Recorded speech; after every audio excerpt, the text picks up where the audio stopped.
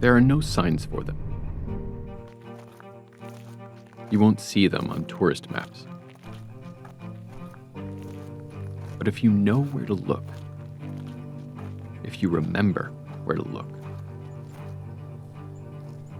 you can find them, and hundreds like them across Israel.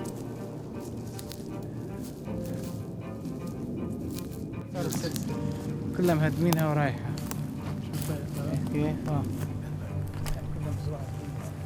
هذا بيتنا هون. هون بيتنا؟ هون. مش فاهم عليك. 100%. كيف؟ هون البيت.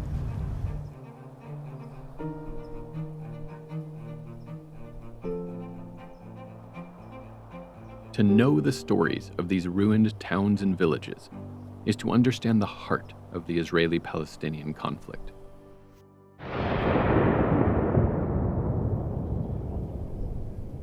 To learn their stories, you must go back to a year that none in the region will ever forget, though some have tried.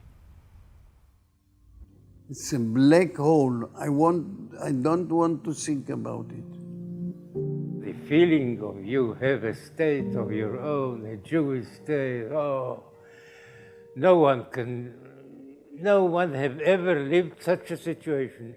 It's such a grave injustice, and that is really what hurts you. It's a grave injustice that has not been at all attended to and taken care of. Only when I answered your question, I knew about it. Yes. I know that I don't want to think about 48.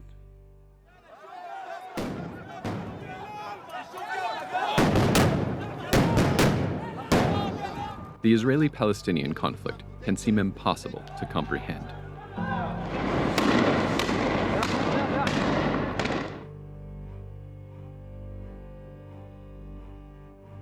By looking at the year that most changed the lives of Israelis and Palestinians, 1948, it becomes possible to understand the forces that drive this conflict today. For Israelis, 1948 was a year of creation. The terrible injustices Jews had faced throughout the world would finally come to an end with the realization of their long sought-after solution, a Jewish state in Palestine.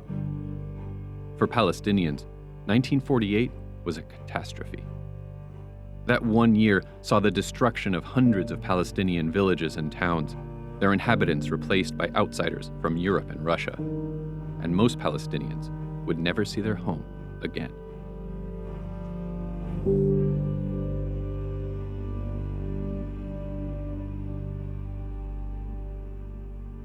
In the 1800s, Jews across Europe and Russia suffered persecution in many forms. Racial stereotypes of Jews were rampant. Movements called for boycotting Jewish businesses. In many places, Jews were not allowed to attend universities, were forced to live in certain neighborhoods, and were prevented from entering roles in government. In other places, whole towns would rise up against their Jewish populations and attack them en masse, resulting in looting, robbery, rape, and massacres. Jews began to look for a way to end their suffering. Some came up with the idea to bring all of the Jewish people out of Europe and settle in a place where they could finally be secure. The place they chose was Palestine, and the movement, formed at the end of the 19th century, became known as Zionism. We were Zionists. We were for building a homeland.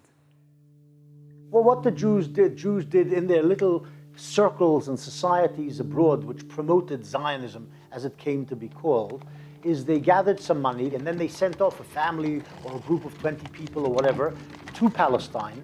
They bought little chunks of land and established small settlements. הרוח הייתה בהחלט של רוח של תקווה ושל התלהבות והרגשה שפה בונים משהו. Europeans had been colonizing land across the globe for centuries, and Zionism would follow in that tradition.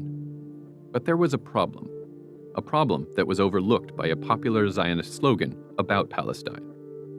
A people without land for a land without people. Okay, so they wanted to give the Jews a land because they didn't have land. But the problem is that the land they gave them had people. It was inhabited by Palestinians for thousands of years.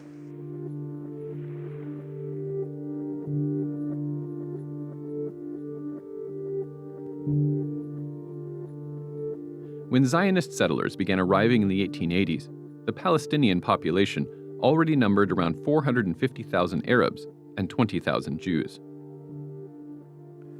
كانوا اليهود موجودين يهود حقيقيين من اليهود اللي غير متطرفين، يعني كانوا مستقيمين وكانوا يعرفوا إنه أنا إلي حق إني أعيش هون مثل ما إله هو حق يعيش هون. لما اجوا هذول تبعين الغرب هن اللي خربوا الدنيا وهجرونا. During World War I, the Zionist movement scored a major victory. The British Foreign Secretary Arthur Balfour declared support for the creation of a national home for the Jewish people in Palestine. A few weeks later, the British Army conquered Jerusalem and began implementing the Balfour Declaration. In the early years of the movement, calls for removing Arabs from Palestine were not often made publicly by Zionist leaders. But as larger and larger groups of Jews began arriving in the country, discussions about encouraging the native population to leave by purchasing their land or through other means began to spill into the open. In the 1920s, thousands of Arabs became homeless after Zionists purchased their land out from under them by making deals with wealthy landlords from nearby countries. The rise of Hitler in the 1930s led to a massive increase in Jewish immigration to Palestine. The Arabs watched the arrival of more and more Zionists, saw the growing number of those who had lost their homes, and heard pronouncements by some Zionist leaders that they had plans to one day outnumber the Arabs. The Arabs revolted. In 36, 39, they revolted against the British and against the Zionist presence.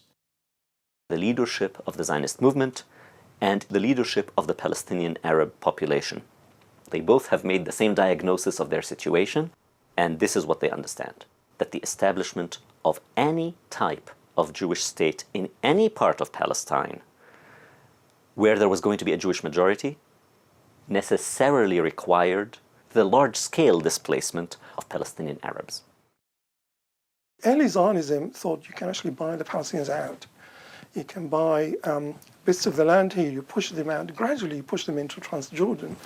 By the mid-30s, the key figures within the leadership realized the only way to do it is to do it on a mass scale, to engineer it. In 1940, Yosef Weitz wrote in his diary, "The only way is to transfer the Arabs from here to neighboring countries. All of them, except perhaps Bethlehem, Nazareth, and Old Jerusalem. Not a single village or a single tribe must be left."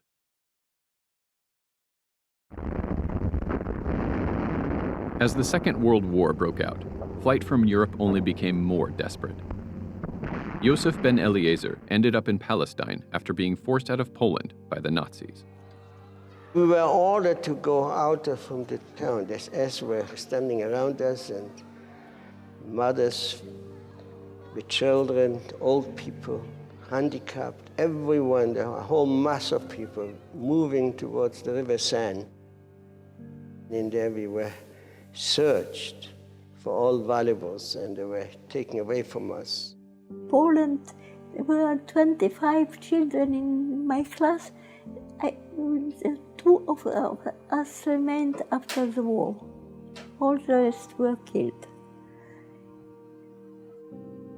I had a view that we are fighting for survival, and that if we will not fight, we will experience here a second Holocaust, which may have been not objective, but that's what I felt at the time. In Palestine, even before World War II began, it was clear that war was on the horizon. After crushing the Arab revolt and exiling the leaders of the Arab community, the British decided to take some action to address the concerns of Arabs in Palestine. And this pushed the British into gradually stopping Jewish immigration. What this meant to the Jews was that the path of achieving statehood through majority, through gaining a Jewish majority here, was blocked. At the time, there were two Zionist militias in Palestine.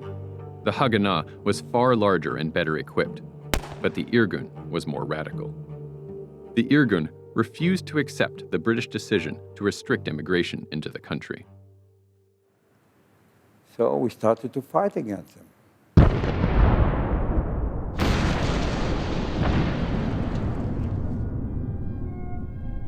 My father was at the doorstep of the building and looked at his watch, and he said, "It's too early now. I'm going to come and have lunch at the YMCA anyway." Just as soon as he left, he hardly got away, a kilometer away, and the building was gone. The King David Hotel was the headquarters of the British government in Palestine. Its bombing in 1946 by the Irgun was by far the largest attack in the Zionist campaign against the British and was a massive shock to Palestine. It left 91 people dead, including Britons, Arabs, and Jews. My mother came to us and she said, go on your knees and thank the Lord that your father was spared. In the 1940s, the Haganah began preparing for the coming war with the Arabs by creating files on the hundreds of Arab villages and neighborhoods across Palestine. We used to spy, you might call it, on the Arab villages around to prepare ourselves for the day in which we knew will come, when the British leave, that the fight will not be against the British, but between the Jews and the Arabs. So we used to build up files of pictures and details about the villages so they can be attacked when the point will come. And as at the age of 18, even less 17, I was already part of such an operation. In 1947, the British gave up on trying to find a solution between the Zionist settlers and the native population. Exhausted from World War II, the British declared that they would leave Palestine and handed the problem over to the United Nations.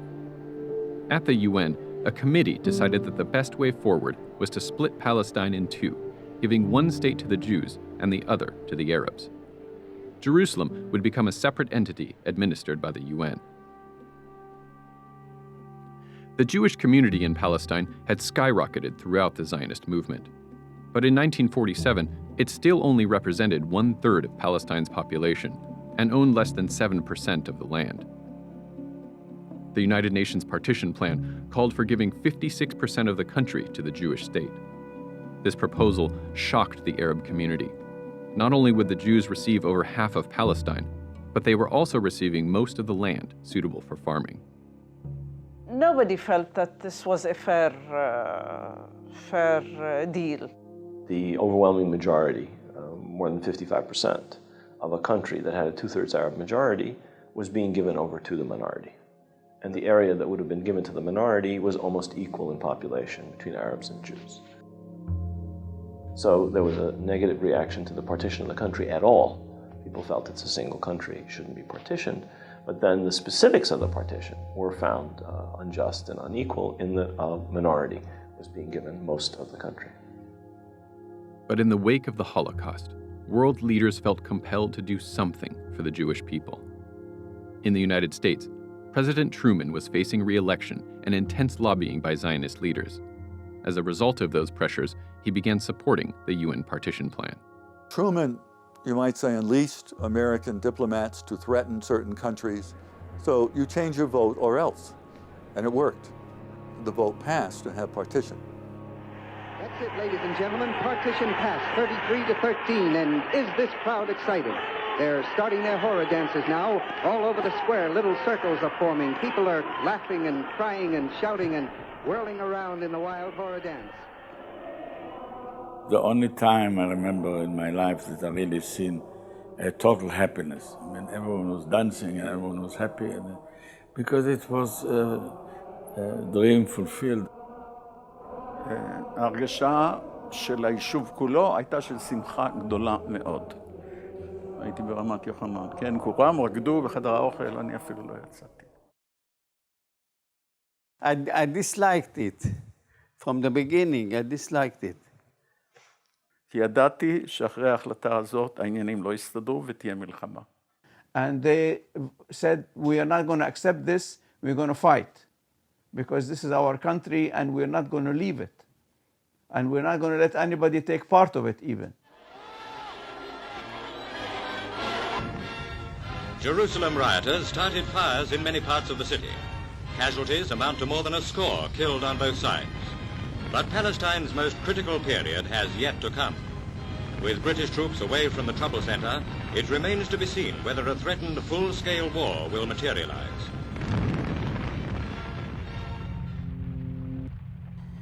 بدنا سلاح نقوم فيه. صار كل واحد يتبرع باللي عنده. فكنا نطلع على الجبل نقابل وين بي طريق يطلعوا منها اليهود علينا. وأنا من الناس اللي أخذوا بارودة طليانية مع 5 فشكات. Now, when we came to a village, and then was a barrier of stones, I was afraid. I had all a bus on my responsibility. Then they began to try to climb on there, and I shot, and I hit maybe 3, 4, I don't know how many. في يوم من الأيام إجت مجموعة يهود ودخلوا على البلد في الليل ولغموا بيوت ونسفوهن وقتلوا أهلهن. ومن هناك بدأت المعركة بين أهل البلد وبينهم يعني. فصاروا أهل البلد يشتروا أسلحة فاهم ويقاوموا. Because the British ran the government of Palestine, neither the Jews nor the Arabs had an official army. However, by 1947, the Haganah, the militia of the mainstream Zionist parties, had become a well-developed force of 35,000 to 40,000 fighters, nearly 4 times more than the poorly equipped Arab militias. The only Palestinian leader at the time was someone named Abdul Qadir al-Husseini. And he was quite effective in rallying people to his cause. Oh, he was a force to be reckoned with. He had a big following. He was a fighter, a freedom fighter. اليهود كانوا يعملوا انفجارات، هلا احنا تعلمنا منهم الانفجارات. صاروا يزتوا تفجيرات براميل يدحلوها من شارع يافا الأبين من فوق تيجي عنا يافا. بقى خافت العالم. هذا الشيء اللي خوف العالم. صاروا يهربوا. قالوا Haifa refinery was one of these rather rare cases where you had Jewish and Arab workers working together.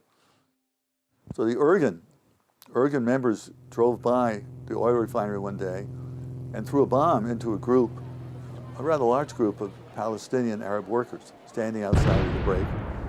The Palestinians then responded against their fellow Jewish workers. صار معركة في الشمالية بالريفينري راح طرب من اليهود القتلة. There was a revolt there, and the Arabs said about the Jewish workers. We got called out there. Terrible disaster. Bodies all over the place. ואז יצאנו לפעולת תגמול נקרא לזה, על כפר ערבי שנקרא בלד אל-שייח. ירינו, הם ירו עלינו, נהרג שם ובחור על ידי ואני ועוד חבר הוצאנו אותו, לא היה לנו אפילו אלונקות אלא על הכתפיים.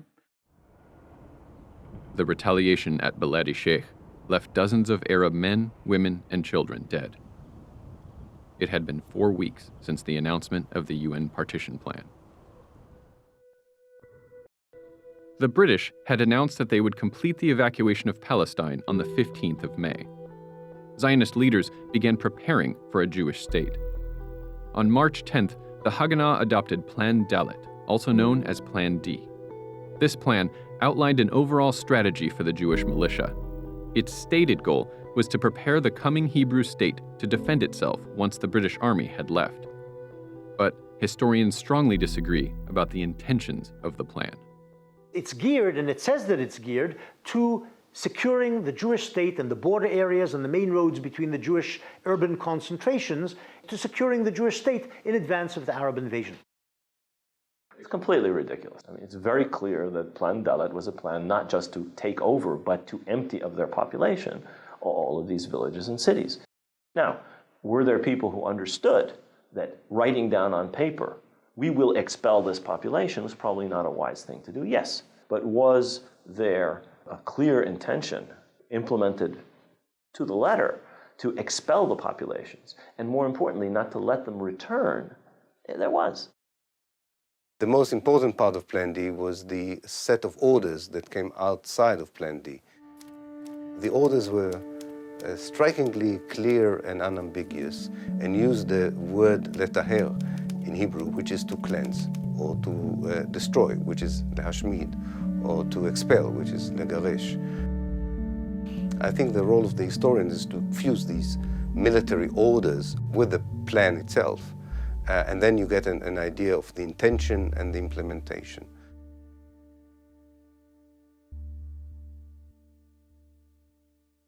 Under Plan D, the Haganah began organizing large-scale military operations. The first, Operation Nachshon, took place over 2 weeks in April. The goal of Nachshon was to end attacks on Jewish convoys by clearing out Arab villages on the road to Jerusalem. The villages were defended in most cases by forces, maybe 30 people, 40 people, who were not trained, who were not organized, were not defended by any trenches or things like that. And the conquest in all the places that I participated was an easy game. During Operation Nachshon, the Haganah captured the strategically located Arab village of Kastal. Arab fighters attempted to retake the village in a counterattack led by Abdel Qadir al-Husseini. He came with a huge number of people, and they started to climb up the mountain. And so we shot one of us, I think it was Nelson, he killed Abdul Qadir by mistake. And we saw this man with a big kafia and his very elegant clothes, but we didn't know who he was. And then the Arabs made the biggest mistake in the War of Independence. Instead of taking the castle and keep the road closed, they went to Jerusalem to the funeral of Abdul Qadir al-Husseini. كنا في القدس أنا وأبوي، والكل كان يبكي لأنه هذا رمز القضية الفلسطينية.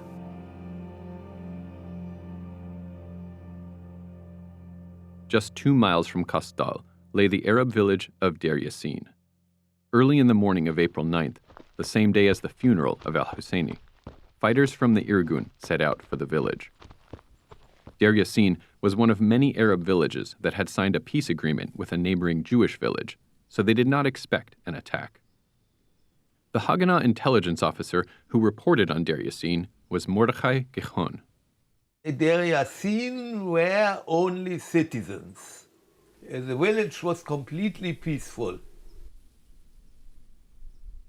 أخوي رحمة الله عليه محمود ضرب سمع الصوت ولا ضرب من كم منطلق ويعني 12 ساعة متتالية وهم يقاتلوا اليهود. A number of Arabs died resisting the attack, but a far larger group lost their lives well after the battle had ended. In all, Jewish fighters killed about 110 Arabs at Dayr Yasin, most of them women, children, and the elderly. People were mutilated. Hand grenades were simply thrown into houses. Women and children were killed, bodies stuffed down wells, jewelry stripped off fingers cut off, earlobes cut off. رحت أنا ماشي بعرق الحيط مش من الشارع الرئيسي، من البساتين. الفرن له شباك على ولا اليهود في الفرن، والنسوان قعدات على الأرض وكل واحدة قاعدة وحاطة إيديها على راسها هيك، وبقولوا للفران ارمي ابنك بالفرن، ارمي ابنك بالفرن، اسمه حامد. قال له أنا ما برمي ابني. قال له شويه. هم ضربوا الحاج حامد على راسه ومسكوا الولد رموه بالفرن. أنا شفت هالمنظر.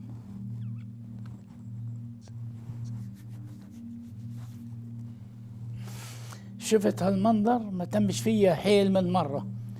يعني بعدين مسكوا الأب حطوه وراه قالوا له الحق ابنك. أنا اجيت قعدت قلت هلا بيمسكوني قمت أركض.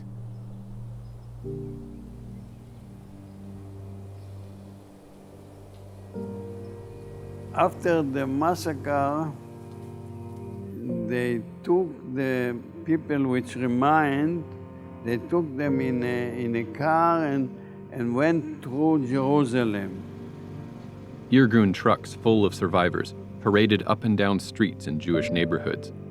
Spectators mocked, spit at, and even stoned the villagers.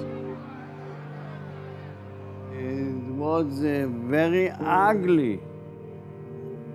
After these things, I did not know if I am a Zionist.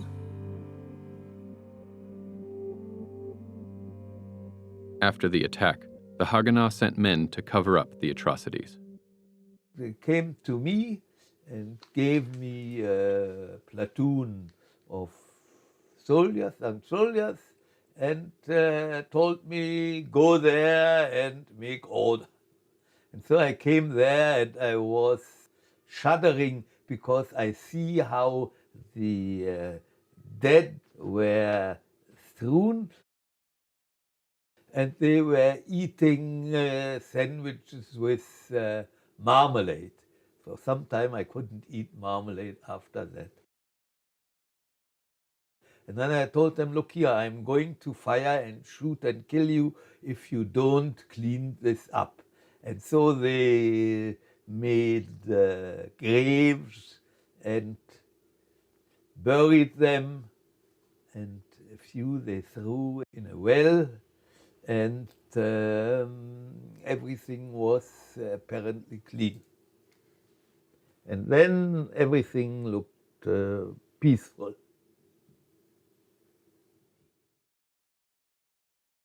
But the massacre was not over. Some villagers remained in Dayr Yasin, hiding in their homes. For 2 days, Irgun fighters searched for survivors. مروا مرتين ثلاث ما عرفوش. والله ما شافونا. لولا الولد صار يبكي. أخذوا عزمي صرنا نبكي لأنه ولد أدنى. قال هذا بيبي رجعوه. كمان شباب صفوهم على الحيط حوالي 15 واحد ورشوهم قدامنا. احنا حملونا في بيكب. لما وصلنا المنطقة اللي بين العرب واليهود طلع لي واحد عينين زرق حلو شخصية محترمة أبو 18 سنة. قلت له بالله عليك أنت عربي؟ قال لي تفضل ما تخافش أنتوا عند العرب هلأ. Most of the images of the Dayr Yasin massacre are in the archives of the Israeli army.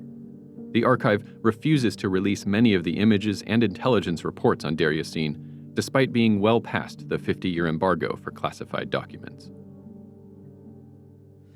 Looking back, I'm still, after all those years, very much shocked, and I feel it is a disgrace on the Jewish state and of the Israelis.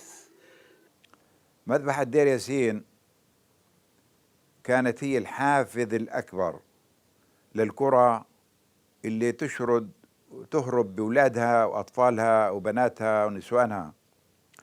قالوا أخذوا البنات يعني وفضعوا فين وسووا كذا وعملوا كذا. هذا اللي خلانا إحنا نشرد. The massacre at Dayr Yasin was far from the only massacre of the war, but it was the most widely publicized. تسمع كل القرى في مذبحة دير ياسين. دير ياسين دير ياسين معركة دير ياسين مزدرب دير ياسين دير ياسين أحداث دير ياسين. By far the most massacres rapes, atrocities, etc., were committed by Israelis, particularly after 1948 independence, then by Palestinians or by Arabs.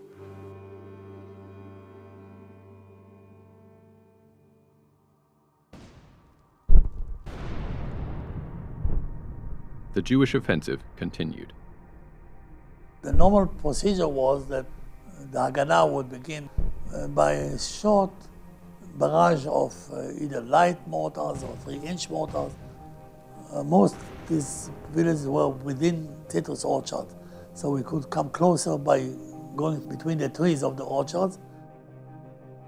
As we deployed the width of the front with my platoon, say, in front of the houses, we gave a 1-minute coordinated shot of whatever weapons we had and stormed.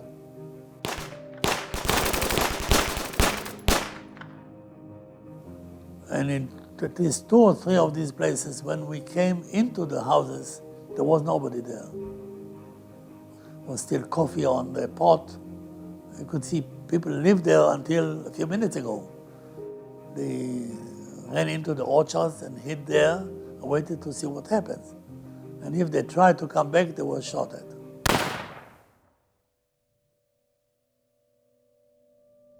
Haifa was the second largest city in Palestine, and its port served as the main exit point for the evacuating British army. So there were a large number of British troops there. Well, Haifa was a mountain town, straddled Mount Carmel. The Arab population tended to live down at sea level. So there was a lot of shooting going, sniping, rifle fire, and bombs and things. واستمر القصف واستمرت الاشتباكات بيننا وبينهم لليهود. بهاي الفترة اليهود دمروا بيت المنجرة اللي كنت أروح ألعب عندها أنا، منجرة بيت حمود. دمروا البناية تبعتهم، دمروها، لغموها ودمروها. بتصور دمروها لأنه كانت أعلى من البنايات تبعت اليهود، فكان يطلع منها قنص واشتباك طاخ. وجابوا سيارة مفخخة وحطوها عند مطعم وفجروها، وراح 9 قتلى ويمكن حوالي 20 جريح. مثل شغلة هذه السيارة المفخخة هاي ما بنساها أنا، هاي كنت راح أروح فيها أنا. اجا أبوي أخذنا كلياتنا، أنا وأخوي وولاد عمي وولاد عمتي، ما خلى حدا. يلا شو في؟ قال يلا سكرت المدرسة. أخذنا وإذا في اشتباكات بيننا وبين اليهود. On April 19th, the British decided to pull out of downtown Haifa. Just hours after the withdrawal was complete on the 21st, the Haganah went into action. The operation, with its very ominous name, cleansing the leaven. Leaven is the bread that is left before Passover. And as a Jew, you are supposed to clean even the last crumb. Now, if you apply it to people, you understand that the idea is to cleanse every person who lived in Haifa. The Jewish attack on Haifa was accompanied by a massive, indiscriminate bombardment by mortars. The Haganah also used loudspeaker trucks to broadcast recordings of shrieks, gunfire, explosions, and calls to flee for your lives. This tactic was used in many places by Jewish militias in 1948. كانت تمشي دبابة ب4 عجال نشرت الأولاد الصغار يخافوا، الحريم تخاف، العالم تخاف، كله خداع، لأنه كانوا بس بدهم يخوفونا، يطلعونا، بدهم يطلعونا. In Haifa, the Jewish attack continued. Unlike in other towns and villages, Haifa's mayor, Shabtai Levi, actually pleaded with the Arabs to stay. And he said, don't leave, stay here, we want you here, you belong here, don't leave. But there's no reason for them to believe him. So you had one person pleading for them to say, but what they were hearing from all sides, and they had little to defend themselves with, was that they were going to be massacred. This British intelligence report describes the attack on Haifa.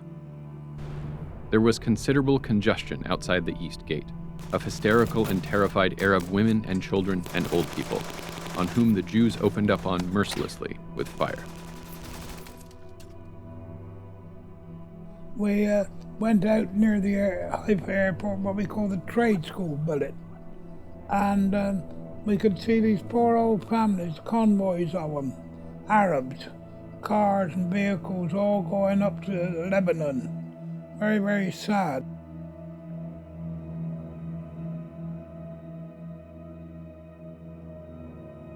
صار يطلعوا بالبحر. احنا رحنا صرنا نجيب بالمراكب نجيب ناس من حيفا على عكا. اليهود عندهم زوارق حربية يضحكوا علينا، يضحكوا انه شو يعني طلقتين ثلاثة بروح له شيء كذا. Prior to the war, Haifa had been home to 70,000 Jews and 65,000 Arabs. By May, all but 4,000 of the Arabs had fled the city. We wanted to intervene in it, but we weren't allowed to. As simple as that. Simple as that. The Arab city of Jaffa would be the target of the next Zionist offensive. Jaffa was immediately adjacent to the Jewish city of Tel Aviv and home to the other major port in Palestine. When the clashes started, nobody was prepared to fight in Jaffa. No arms, no militia, no administration, no leadership, no organization. وباستمرار في الليل إطلاق النار باستمرار من اليهود ومن العرب. يدخل جيب في وراء 4 مثلا جنود أو عسكر أو المهم معهم أسلحة. كان في منهم يطلق النار عشوائي على الشعب اللي في الطرق يعني هيك. היינו הולכים לבית ספר וחוזרים, היינו הולכים ליד הקירות כדי, אני אומרת לך, לא להיפגע. והייתה פגיעה אחת ישירה בבית סמוך אלינו, שם נהרגה אישה ונפצעו כמה אנשים. וזה היה קרוב לחג הפסח של 48, אז פינו את כל השכונה וגם אותנו. On the 25th of April, the Irgun launched a major offensive on Jaffa. It had been 2 weeks since Irgun fighters had committed the massacre at Dayr Yasin. I was a company commander on the attack of Jaffa. 600 warriors were in all. The first 2 days, it was a chaos. Nearly all our neighbors left. I was 16 years old. I told my father, I'm not leaving from here. Why? I'm not leaving from here. We stay here. Either we die here or we live here. On the first day of the attack on Jaffa, the Irgun commander, Amichai Paglin, had made his objectives clear. To prevent constant military traffic in the city, to break the spirit of the enemy troops, and to cause chaos among the civilian population in order to create a mass flight. On the third day, he succeeded. يوم بنتساش يعني قعدنا بالجوع بدنا اكل طلعنا تحت القصف الواحد فاضي ياخذ اكل ولا يهرب بروحه لما بكون نازل الشتاء زي الشتاء القذايف على البيت ايش فاضي يحمل الواحد ما نقدر نحمل شيء يعني يلا مصريات يقدر يهربوا فيهم 4 or 5 mortars were down in front of our home in the old city of Jaffa. Then my father told me, what are you waiting for?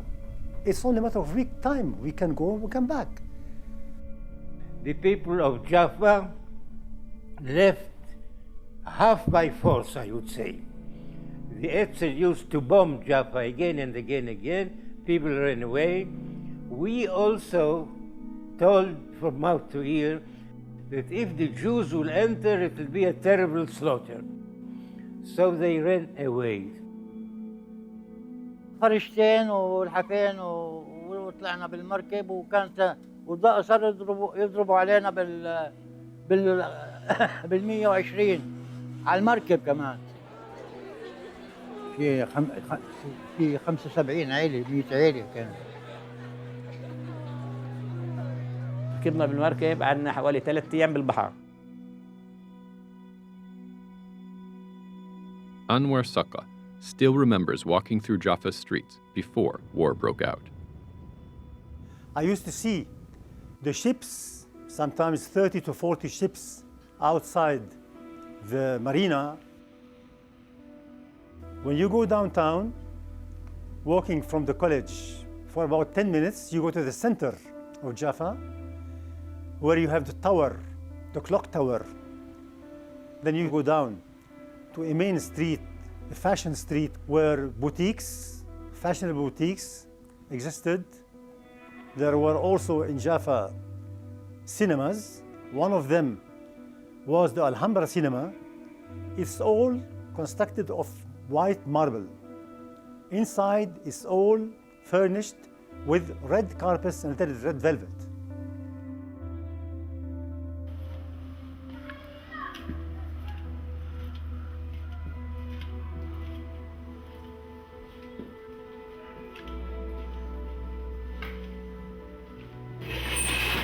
Today, at his home in a refugee camp, Yusuf al-Arwadi still keeps a collection of documents to remind him of his life in Jaffa.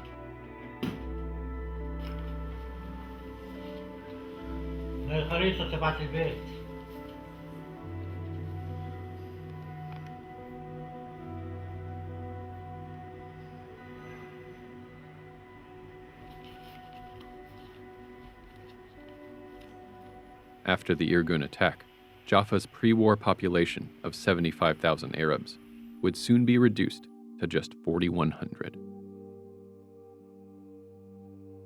It's not easy when you found yourself in a moment, losing everything. Your family, your home, your business, your school, your past, everything, completely. And thrown out in the street to nowhere.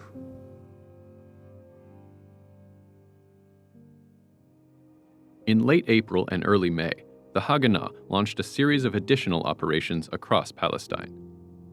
In a few places, Arab fighters managed to organize a strong defense.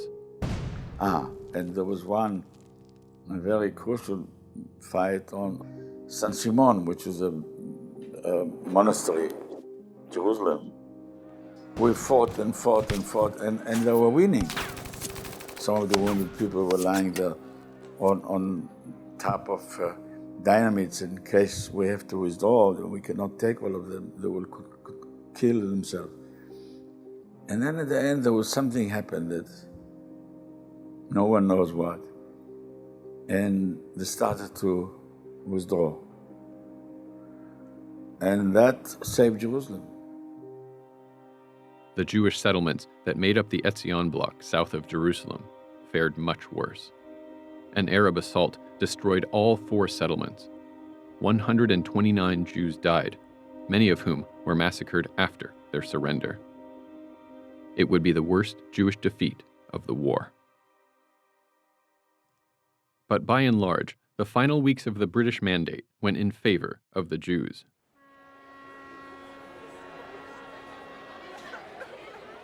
By mid-May, 250 to 400,000 Arabs had fled their homes.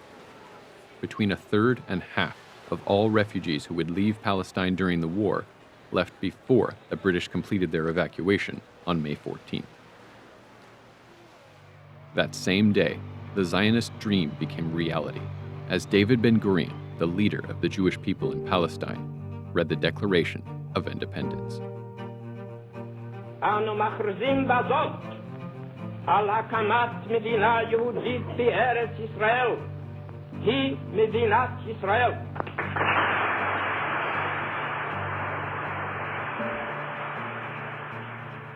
With the declaration of the state, the Jews of Palestine would now be called Israelis. The Arabs of the country would continue to refer to themselves as Palestinians. Massive celebrations broke out in Tel Aviv, but many Israeli fighters had a different reaction. In the declaration of the state, I was not happy.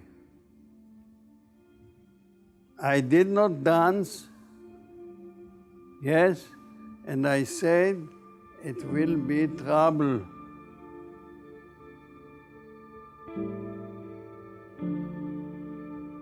With refugees pouring into their countries, Arab leaders could no longer ignore the crisis in Palestine. The day after the British left, units of the Egyptian, Jordanian, Syrian, Iraqi, and Lebanese armies entered the war. There was a strong sense of fear. We knew that we don't have airplanes, we don't have tanks yet. This week's news includes pictures in Palestine taken from the Arab side. They show troops of the Arab Legion consolidating gains in a Jewish district of Jerusalem, where much of the heaviest fighting in recent days took place.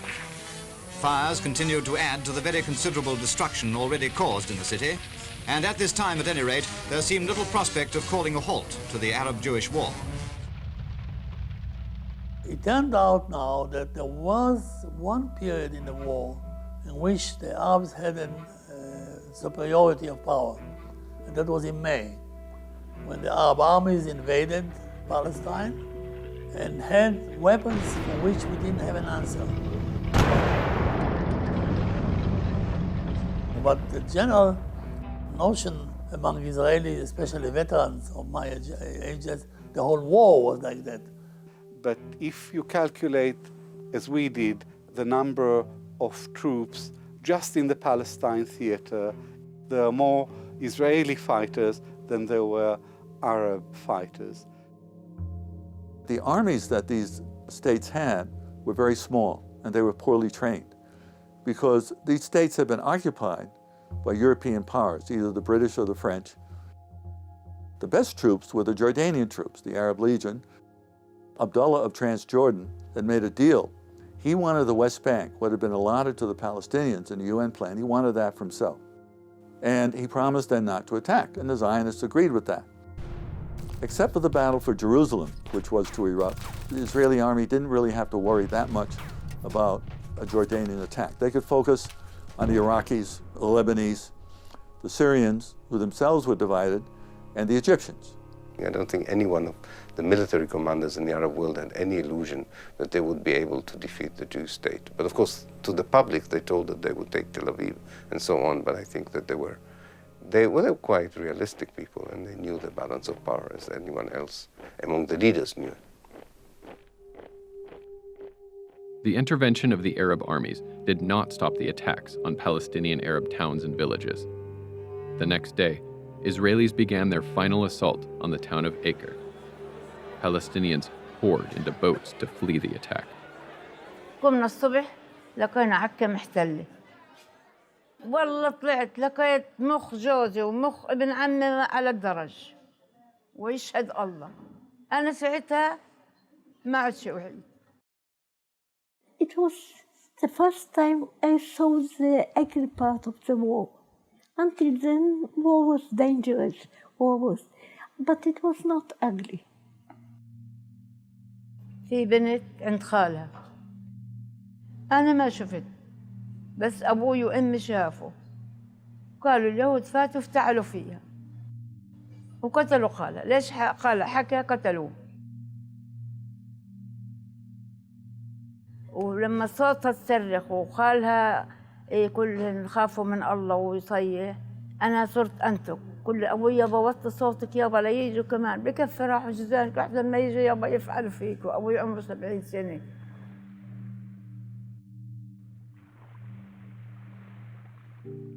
ولي زمان ما سمعت النزر فيه.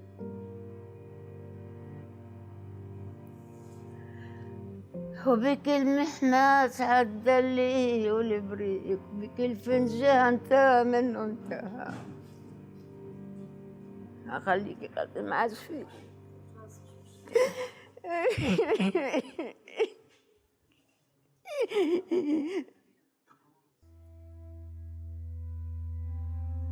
We were moving around this village, Acre, the door was open and we entered.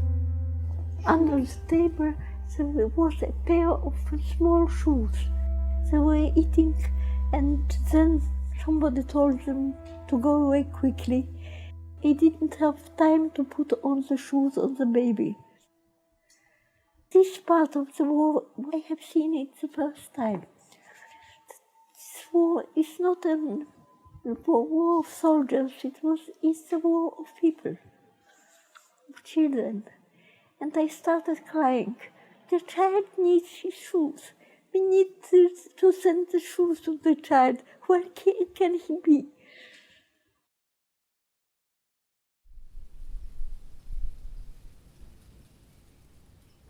The United Nations called for a truce. It began on the 11th of June. We were very, very, very happy.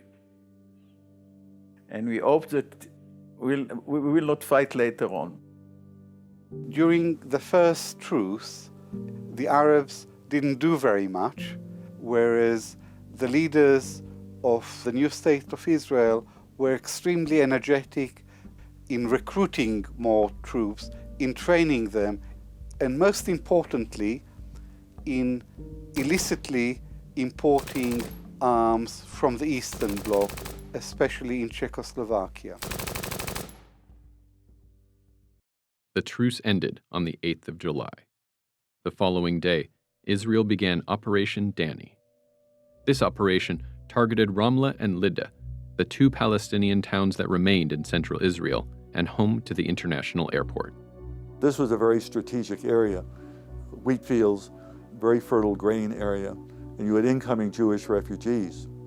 So you wanted that land not only as territory, the buildings, but you wanted the food. Just outside of Ramla is this mansion, where as a child, Mazen el-Khairi used to visit his grandfather. And I remember the garden in Wadi Hnain. The dahlias were so big. One of my uncles had peacocks. And it was the jolly old times, as they say. At the outset of the battle, Lieutenant Colonel Moshe Dayan took a column of vehicles and sped through Lydda, shooting at anything that moved. They left the streets strewn with the bodies of men, women, and children, around 200 in all. And the place was conquered easily because the Arab Legion only put there one company which left in the middle of the battle. And it was only the semi-regular, untrained, unweaponed local Arabs that had to defend. But a few hours after the conquest, apparently by mistake, a small group of 4 or 5 Jordanian armored cars burst into Lod, turned around and went back. The Lod people thought that the Arab Legion at long last comes to defend them and rose up with their own weapons. As a result, the Palmach people started to shoot around wantonly. The next morning, around 250 more Palestinians lay dead. Israel's Prime Minister, David Ben-Gurion, went to Operation Danny headquarters to meet with its commanders, Yigal Allon and Itzhak Rabin. They asked Ben-Gurion what should be done with those who remained in Ramla and Lydda. According to Rabin, Ben-Gurion waved his hand in a gesture that said, "Drive them out." Shortly thereafter, Rabin issued orders for expulsion. Well, they came into each house at gunpoint, you leave. Each family was taken outside their houses on the street, and then we had to walk into sort of gathering areas. ואז ברגע מסוים כנראה החליטו לגרש את הערבים משם. וגירשו אותם. ואנחנו ראינו את זה, כי הם עברו בדיוק על ידינו, על יד המשלט שלנו. אנחנו היינו במשלט שנקרא דיר אבו סלאמה, וכל השיירה הזאת עברה על ידינו. Now we were sitting in Birzeit one afternoon, and then I watched the people of Ramla and Lydda coming, walking all the way from Ramla. It was such a sad sight and very, very distressing. We were lucky. They put us in a bus, not a truck. And we were driven to the border, and they started shooting over our heads to make us run.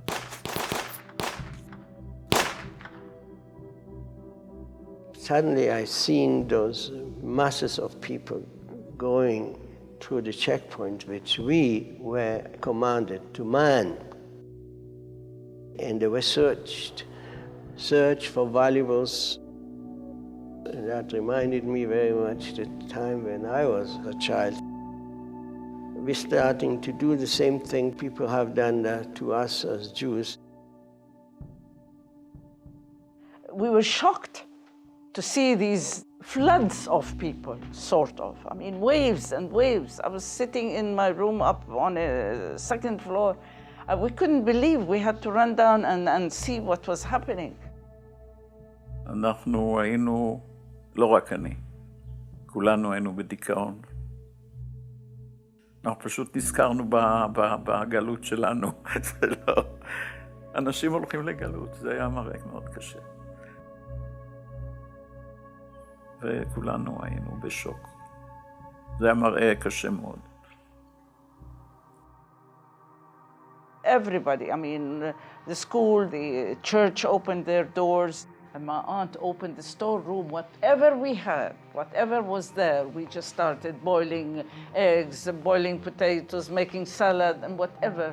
And they came just so exhausted. Some of them were even not coherent. The children died on the road. They couldn't cope with the walk. It was a very, very traumatic experience, a sight that I'll never forget. There were Arabs standing between Lud and Ramla and crying. They want to get back to their homes, and I could do nothing. And I felt very strongly about it because I saw them standing there, no shoes, and now they have to start walking and looking for someplace else. Then came the night, and at night, I don't know how many, 15 or 16 or maybe 10, I can't remember, trucks full of people that just came on the ship from the Holocaust. And they took over the town in 5 minutes. And so the whole tragedy was there in one moment. Here are the Arabs who used to live there, and here people who come from the Auschwitz and Majdanek and all that. And they won, they took the city. And the Arabs had to go to Nablus and to Jenin and it's not that it's right or wrong, but it's just a fact. Prior to the Israeli attack, 50 to 70,000 Palestinians were living in Ramla and Lydda. Now, only hundreds remained. They took the elder member of the family. He was maybe at the time, maybe he was 70 years old, and the soldier took his wallet. I remember this very, very well. So, anyway, they took more than the wallet, they took everything.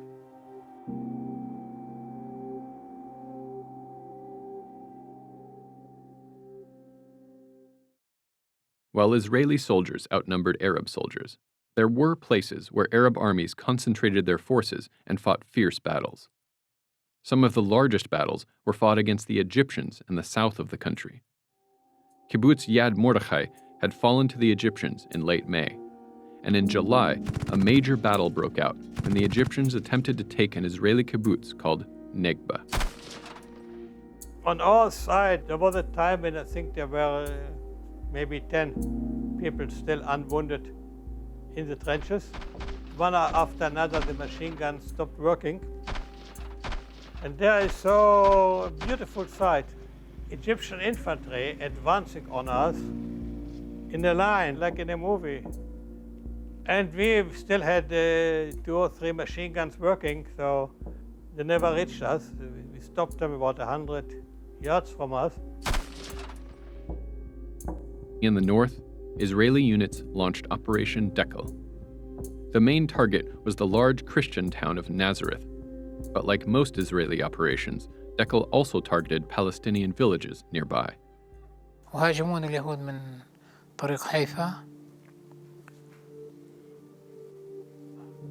ونحن ما عنا نقدر لا حدا يساعدنا من الناصري ولا حدا قدر يجي ولا اضطرينا انه قاومنا، احنا هربنا تحت السلاح، دخلنا الحرش وحتى قدرنا نطلع سالمين يعني، حتى في أحد منا تصاوب.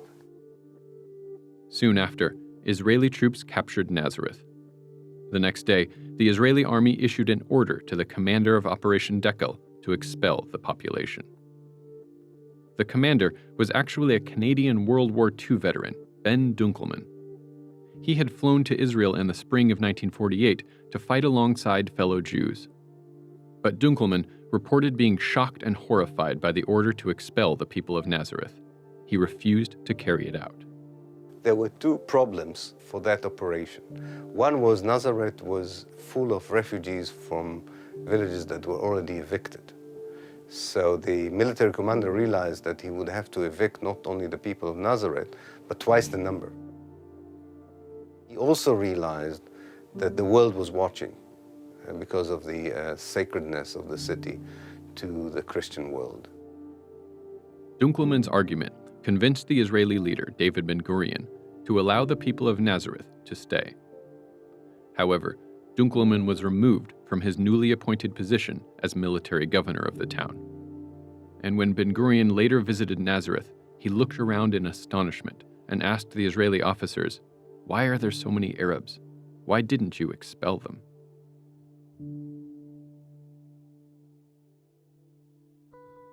The second truce of the war began 10 days after the end of the first. This truce officially lasted 3 months, but while fighting slowed down, it did not stop.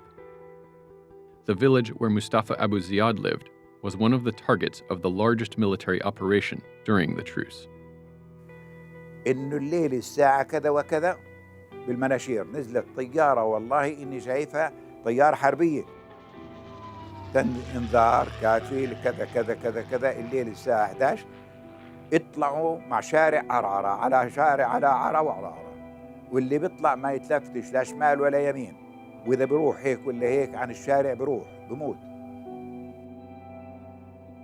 They usually surrounded the village and left one road open, prevented people from going in any direction except in one direction toward the closest Arab state. مأساة مأساة الشعب الفلسطيني في هذاك اليوم. In October, the truce came to an end and fighting resumed. By this time, all the Arab armies had been pretty much defeated, and the Israeli army was the dominant force. The Israeli army focused on clearing out villages in the two parts of the country where Palestinians remained, the Galilee in the north and the Negev desert in the south. Hava Keller arrived in the town of Beersheba in the Negev shortly after it was captured by the Israelis on October 21st. And we came, wonderful, you came just on time. Tomorrow we are showing out the Arabs from Beersheba. You are going to help. Of course, I'm going to help. The next day I got our gun. We prepared several buses.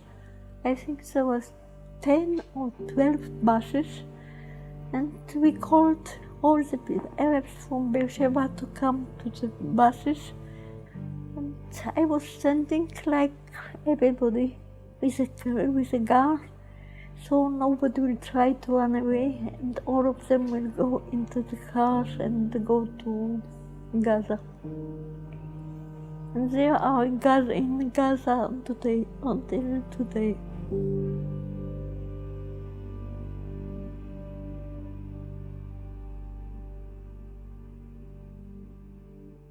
Nobody had an idea that this is a complete expulsion. It's a kind of war which will stop one day and you go back home. Wars happened all over the world. Towns have been occupied. Countries have been occupied. When the war was over, people got back home. Why should we be different? Were this just an accident of war, then that accident of war would have been repaired within a few months of the implementation of Plan Dalet by the return of these people to their villages. They were not allowed to return. החודשים האחרונים של המלחמה היו ניסיונות לא לחזור אולי, אבל להסתנן, לקחת ציוד וכן הלאה. هلا بعد ما هالخمس 6 أشهر 7 أشهر المصاري اللي مطلعينها خلصت والبلد فيها الشغل وأواعينا اللي لابسينها مزعت. شو بدنا نعمل؟ الله أبوي لأمي قال لي نازل على فلسطين. كيف بدك تنزل؟ قال لي نازل ونازل على الكابري. إذا رجعت بعد يعني 15 يوم رجعت ما رجعت بتكون انقتلت.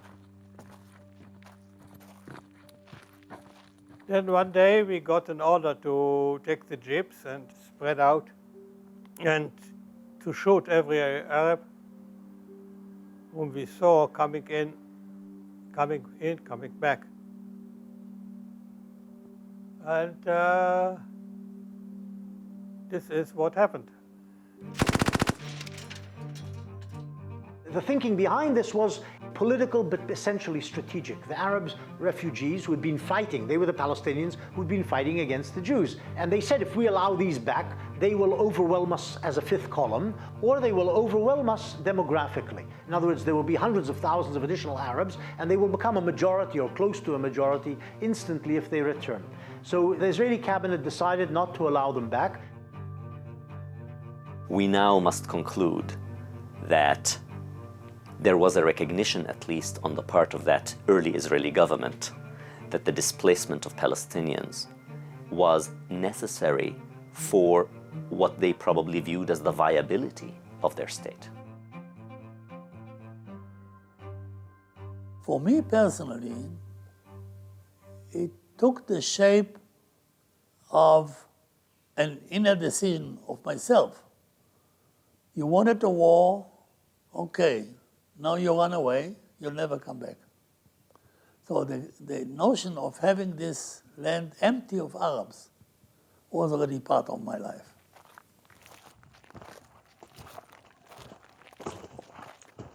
وأمي تبكي وتقول خلاص يعني ما في أمل قتل ومات. It was a kind of manhunt in a way. I was very happy when the Arab made it and disappeared beyond the hill. I was lying in an ambush. These were Palestinians who came back to the fields to reap the harvest. And one of them was going in the front to make sure that the road is open. And I was lying across the road with a revolver in my hand. And as he approached me, I stood up, and he was a meter from me. He was so frightened that he embraced me. Then I became frightened. I didn't know what he has, a weapon, a revolver, a knife. So I shot at him. And that's a very strange experience. He fell to the ground from my hands. So I was killing a man point blank, just right there. I didn't blame myself. I didn't have any feeling of remorse because I had no chance. I had to do it. It was only natural that I should have reacted the way I reacted. So that's on the other hand. But I looked down on him and I said, poor fellow, you've got it.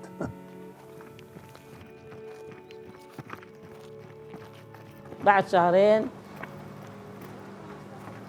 إلا إجا أبوي علينا. نزل من ناحية الجبال وسقط على البلد ووصل للبيت لعنا ولقى البلد كلها مهدومة.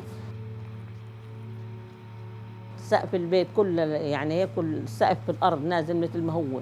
كسر البطون ونشر الحديد وبحش الجورة، طال المرتبان الأزاز، كب المرتبان وحمل المصريات، حطن بعبه وطلع.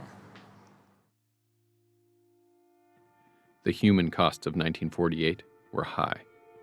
6,000 Israelis lost their lives in the war, nearly 1% of the population.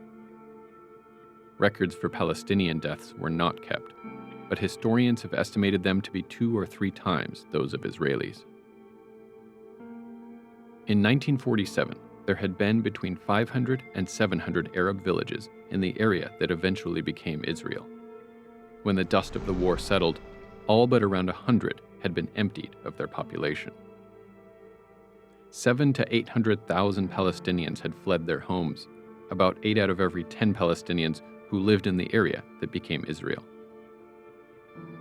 For decades after the war, the Israeli government claimed that they bore no responsibility for the flight of the Palestinians. Many Israelis still make this claim. We never wanted them to leave. Nobody told them to leave the area or otherwise. Don't tell me that nobody was forced to leave home. Everybody was forced to leave home. There is consensus on the fact that there was a large-scale displacement of Palestinians. There is also consensus on the fact that this displacement was forced. Some people fled out of fear. Some people fled because there were massacres. Some people fled because rumors were spread about massacres. And some people fled because they didn't just flee, they were actually actively expelled at gunpoint. All of this happened. What remains is the question of whether there was a plan of ethnic cleansing that was designed ahead of time and then systematically implemented during the 1947 and 48 war. And on this question, historians are divided. Now, the Arabs always maintained propagandistically it was a big expulsion. The fact is that most people simply fled the battle zones. In other words, the Jews attacked the militia bases, and during the attacks, or in fear of the attacks even before attacks occurred, Arabs began to flee. I don't know how much hangs on this. Either way, the tragedy is clear. What historians do know, and that there is no doubt about, is that the war through which Israel was born was a set of events that, with the same breath, were the destruction of Palestine and the displacement of at least 750,000 Palestinians. That is uncontrovertible. I think that when we talk about the refugee problem, it is not so much important whether we chase them or they ran away. It's not their fault that they wanted to run away. After Dayr Yasin and the fear of war, every citizen would run away. So it was not that they deserted their home. They did not deserve, they were forced to leave because of the war. And in those places where they didn't do it, we chased them out, like in Lord and Ramla. You have to understand that, for instance, the Jewish villages were spread all over the country, from the Negev to the Galil. You wanted to be connected, to make them one unit. But of course, everyone wanted to get more land.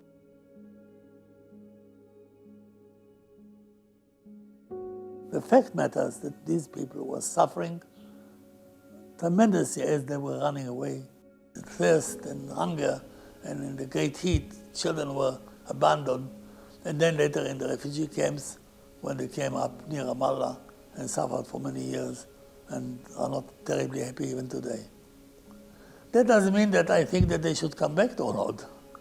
As I full-heartedly agree that I would shoot at them if they come back in, say, October, November 1948, I don't think we will need to shoot at them.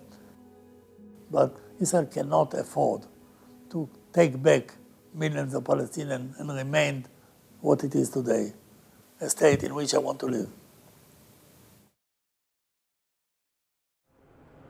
After the villages in Palestine were occupied in 1948 and the urban neighborhoods were taken, the new state of Israel decided to erase the Arab character of these places. And they did two major things. One was to plant forest over the debris and ruins of the villages. Pine tree forest that would give the places a European flavor and create recreational grounds there. And that they hoped would totally obliterate any memory of a village there.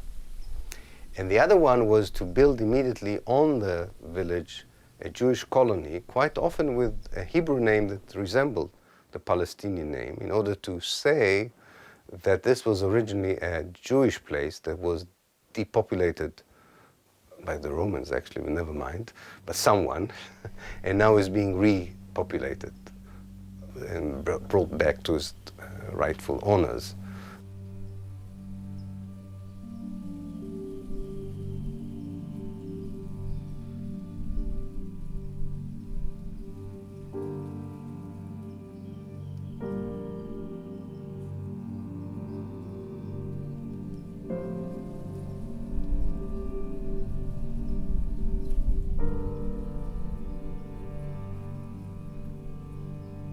So the story that the Palestinians now make a lot out of, the 400 villages that lost their names, is a true story.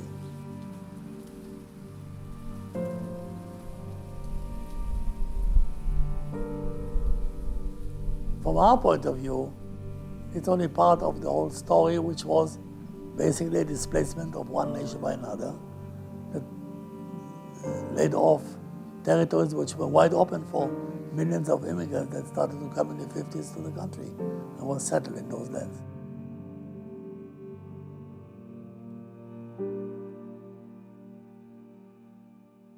The war came to an end in 1949. On the 11th of May, the United Nations formally recognized the State of Israel. It was a feeling of creation. הייתה הרגשת התעלות, בוודאי. שביתת הנשק, הקווים שהוכרו.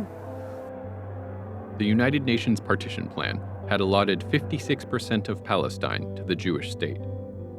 As a result of the war, the State of Israel now covered 78% of the land, all of Palestine, except an area around the west bank of the Jordan River, including East Jerusalem, and a small strip of land around the town of Gaza. זאת אומרת, ההישג היה עצום, היה בלתי נתפס. איזה ארץ גדולה קיבלנו, או כבשנו, או הכירו בה. But we couldn't be very happy and we couldn't be very glad because we lost all these people. And also, I don't remember us being very happy, but the Israelis who didn't fight, who were the parents and the parent generation, they were very happy because the families are now might come and there will be a state, but state is not always a great thing. Fighting for a state is much better than to have a state. In the beginning, we were very happy about it, but after a short time, I started being not very happy. Where are they? The Palestinians. Are they coming back? Are not they coming back? What will happen now? Here we have these two things intertwined with one another. The realization of a dream and the destruction of a society. And the most horrible thing about it was when the war started and the Arabs were thrown out of their villages. Not one kibbutz said that they don't want to take their land. Not one kibbutz. Everybody was very happy to steal their land. يعني أكبر من مأساة إني أترك بلدي وملكي وأرضي وبيتي وأطلع منه مشرد لاجئ. هاي أكبر مأساة. Imagine yourself, if you are living in your home, suddenly you find yourself only with a shirt, nothing more. Your past is denied. They say there are no Palestinians. Nobody was living here.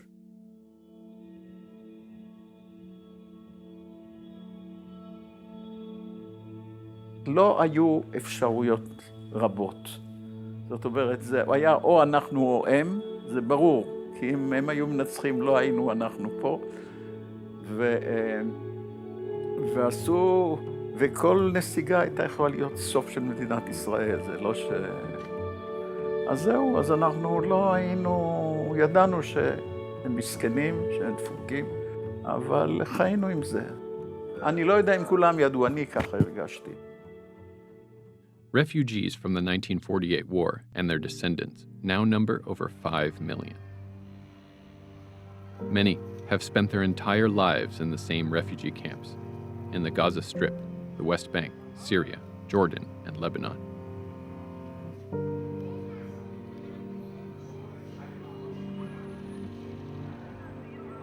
The tents have been replaced by concrete buildings, but living conditions have seen little improvement.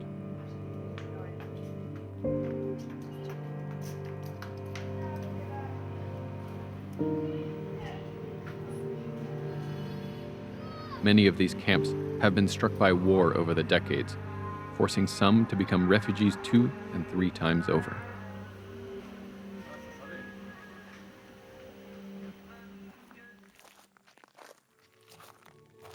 Even now, many Palestinians have not laid eyes on their homes since 1948.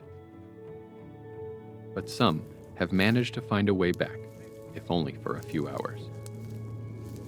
6 decades after the war ended, Hassan Zubaidi became an American citizen and was allowed to visit his village as a tourist. He found only rubble. But others have found their villages still standing. والله لو انك تشوف بلدي انا رحت زرتها والله تشوف بلدي جني ساكنين فيها يهود اوروبيين نقاشين بيعملوا تماثيل وتماثيل وايش من النوع باجي بدي اطل على الدار اللي كنت ساكن فيها بتقول لي شو بدك قلت لها هاي والله داري اللي كنت ساكن كان لا داري ولا دار قال دار اللي بسكن اليهودية بتقول لي اللي بسكن.